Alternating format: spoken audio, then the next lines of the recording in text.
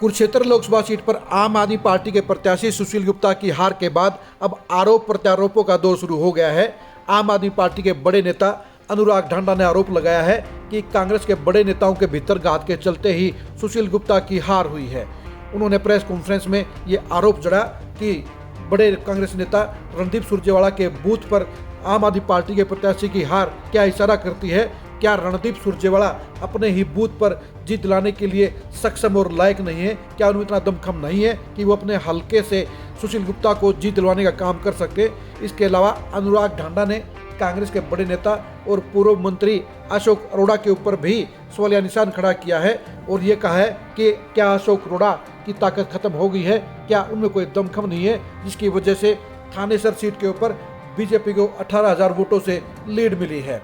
अनुराग ढांडा के ये आरोप बेहद संगीन है और आम आदमी पार्टी और कांग्रेस के बीच में अब खत्म हो चुके गठबंधन पर सवालिया निशान खड़ा करने के काम कर गए हैं। इस बारे में बेशक से सुशील गुप्ता ने ये कहा है कि वो इस सारे के सारे बयानबाजी को अनुराग ढांडा का पर्सनल बयान माने, न कि आम आदमी पार्टी का बयान माने। लेकिन अनुराग ढांडा के इस आरोपों के चलते अब ये सवाल खड़ा हो गया है कि वास्तव में कुरुक्षेत्र सीट के ऊपर सुशील गुप्ता के लिए हार की जिम्मेदारी किसकी बनती है? कौन कौन से ऐसे कांग्रेस के नेता रहे हैं जिन्होंने सुशील गुप्ता के साथ भीतरघात करने का काम किया और कौन कौन से ऐसे नेता हैं जिन्होंने सुशील गुप्ता का पूरी शिद्दत के साथ सहयोग करने का काम किया।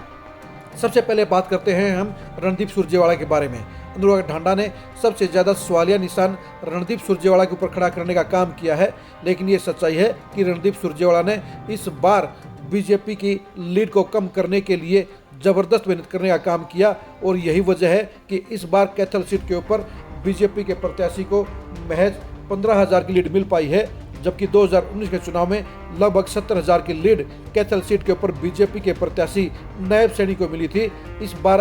रणदीप सुरजेवाला की जबरदस्त गोलबंदी के चलते ही बीजेपी कैथल सीट पर बड़ी लीड हासिल नहीं कर पाई, लेकिन इसके बावजूद भी अगर अनुराग ढांडा उनके ऊपर सवालिया निशान खड़ा कर रहे हैं तो ये गलत बात कही जाएगी। इसके साथ साथ हम ये भी बता दें कि पेहवा सीट के ऊपर आम आदमी पार्टी के प्रत्याशी सुशील गुप्ता की 779 वोटों की लीड में भी रणदीप सुरजेवाला का सबसे अहम योगदान रहा है, क्योंकि रणदीप सुरजेवाला के पेहवा के सबसे बड़े नेता संदीप ओमकार ने उनके आदेश के बाद ही ज़बरदस्त मेहनत करते हुए अपने वोटरों से सुशील गुप्ता के लिए वोटिंग करवाने के लिए ज़बरदस्त प्लानिंग के साथ काम किया और उन्होंने अपने प्रभाव वाले गांव में उनके लिए वोट डलवाने का काम किया। जब तक संदीप ओमकार एक्टिव नहीं थे तब तक पेहवा में बीजेपी की लीड नज़र आ रही थी, लेकिन संदीप ओमकार ने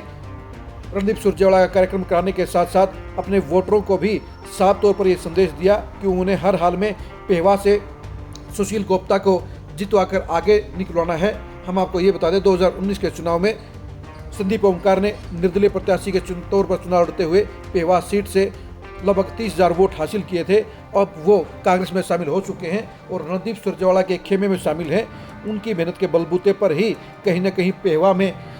सुशील गुप्ता को लीड मिली है, वरना 8-10 हज़ार वोटों से सुशील गुप्ता वहाँ भी हार सकते थे। रणदीप सुरजेवाला पर आरोप लगाना कहीं न कहीं ये जाहिर करता है कि कांग्रेस के नेताओं के बीच में और आम आदमी पार्टी के नेताओं के बीच में अब मतभेद गहरे हो चुके हैं। और इसके साथ साथ अशोक अरोड़ा के ऊपर भी सवालिया निशान लगाना, भीतरघात के आरोप लगाना जायज़ नहीं है, क्योंकि इस चुनाव में अशोक अरोड़ा ने ज़बरदस्त मेहनत करने का काम किया। उन्होंने बीजेपी के कई बड़े नेताओं को कांग्रेस में शामिल करने का काम किया और अशोक अरोड़ा ने लोकसभा के चुनाव को विधानसभा चुनाव की तरह लड़ते हुए अपने बलबूते पर ज़बरदस्त मेहनत करते हुए थानेसर सीट पर वोट हासिल करने के लिए पूरी मेहनत की। ये अलग बात है कि वहाँ पर बीजेपी को 18,000 वोटों की लीड मिल गई, लेकिन चुनाव के मामले में अशोक अरोड़ा की मेहनत और अशोक अरोड़ा की नीयत पर सवालिया निशान खड़ा करना बेहद गलत माना जा रहा है।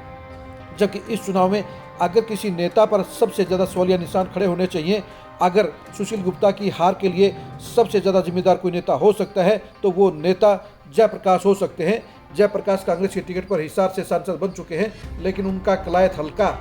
कुरुक्षेत्र पार्लियामेंट में पड़ता है और इस पार्लियामेंट में अगर आप देखेंगे तो कलायत हल्के से सुशील गुप्ता को महज 14,000 की लीड मिली है। लेकिन अगर जयप्रकाश का वोट बैंक, जयप्रकाश के वोटर पूरी शिद्दत के साथ सुशील गुप्ता की मदद करते तो यहाँ पर उन्हें कम से कम 30,000 वोटों की लीड मिलनी चाहिए थी, क्योंकि हम आपको बता दें कि 2019 के विधानसभा चुनाव में जहां जयप्रकाश को कलायत सीट पर 44,000 वोट मिले थे, वहीं लगभग 35,000 के करीब वोट यहां पर जो है सतविंदर राणा जो जेजेपी के प्रत्याशी थे उनको भी मिले थे। इस बार कलायत हल्के में जेजेपी साफ हो गई है और उनके लोकसभा के प्रत्याशी को कलायत हल्के से 1,000 वोट भी नहीं मिले हैं।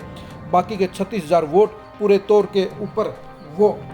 आम आदमी पार्टी के प्रत्याशी सुशील गुप्ता की साइड में शिफ्ट होने चाहिए थे और वो शिफ्ट भी हुए हैं। लेकिन ये बताया जा रहा है कि जयप्रकाश के प्रभाव वाले गांव में सुशील गुप्ता को वोट मिले हैं।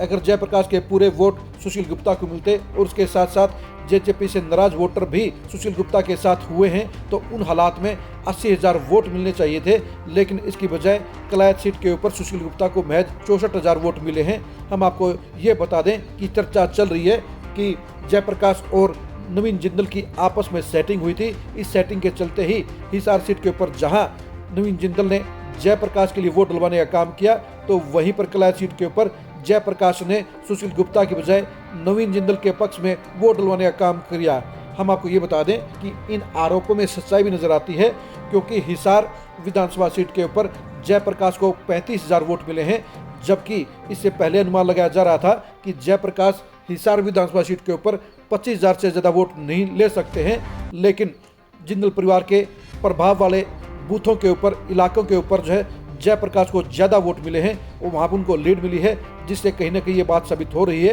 कि जयप्रकाश और नवीन जिंदल के बीच में सेटिंग हुई थी और ये सेटिंग कलायत में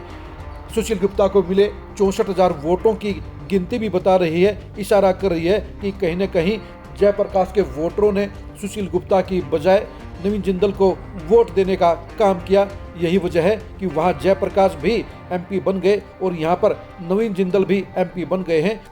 जबकि अनुराग ढांडा, रणदीप सुरजेवाला और अशोक अरोड़ा पर भीतरघात के आरोप लगा रहे हैं। हकीकत यह है कि इस मामले में अगर कोई सवालों के घेरे में खड़ा होता है तो वो अशोक अरोड़ा और रणदीप सुरजेवाला नहीं बल्कि जयप्रकाश है, क्योंकि कलायत हल्के में भी उसी तरह की लीड सुशील गुप्ता को मिलनी चाहिए थी जिस हिसाब से जयप्रकाश को नारनौद में मिली है, जिस हिसाब से जयप्रकाश को उचाना में मिली है, क्योंकि उसी वोट बैंक के हिसाब से कलायत भी पड़ता है। कलायत में भी लगभग 92,000 के करीब जाट वोटर हैं और उस हिसाब से वहाँ पर ऐसी वोटरों के साथ मिलाकर जो संख्या बनती है वो संख्या कम से कम 80,000 वोटों की सुशील गुप्ता के पक्ष में होनी चाहिए थी। लेकिन 80,000 वोट मिलने के बजाय सुशील गुप्ता को कलायत में महज 64,000 वोट मिले और वो सिर्फ 14,000 वोटों की लीड ही ले पाए। यानी कुरुक्षेत्र के इस खेल में अगर किसी ने भीतरघात करने का काम किया है तो वो जयप्रकाश हो सकते हैं, ना कि रणदीप सुरजेवाला और अशोक अरोड़ा। अब कुरुक्षेत्र सीट को लेकर आम आदमी पार्टी के नेताओं ने बड़ा आरोप लगाने का काम किया है। सुशील गुप्ता ने बेशक इसको ढकने का काम किया है, लेकिन ये सच्चाई है कि दरार दोनों पार्टियों में हो गई है। और जिस तरह से दिल्ली के अंदर सुनीता केजरीवाल ने अगला चुनाव दिल्ली में कांग्रेस के बगल रहने का ऐलान किया है, उस तरह से साफ नजर आ रहा है कि हरियाणा में भी 4 महीनों के बाद होने वाले विधानसभा के चुनाव में आम आदमी पार्टी और कांग्रेस दोनों ही अलग अलग चुनाव लड़ेंगे। यानी दोनों ही पार्टियों के रास्ते अलग अलग होते हुए नजर आ रहे हैं। अनुराग ढांडा के आरोप फेल होते हुए नजर आते हैं, जबकि जयप्रकाश आरोपों के घेरे में ज़्यादा वजन के साथ खड़े नजर आते हैं। कुरुक्षेत्र सीट के ऊपर अब विधानसभा चुनाव में आम आदमी पार्टी और कांग्रेस के बीच होने वाले घमासान को जानने के लिए आप खरी खरी न्यूज़ के साथ बने रहिए। आप हमारे फेसबुक पेज को फॉलो कीजिए, आप हमारे यूट्यूब चैनल को सब्सक्राइब कीजिए। नमस्कार।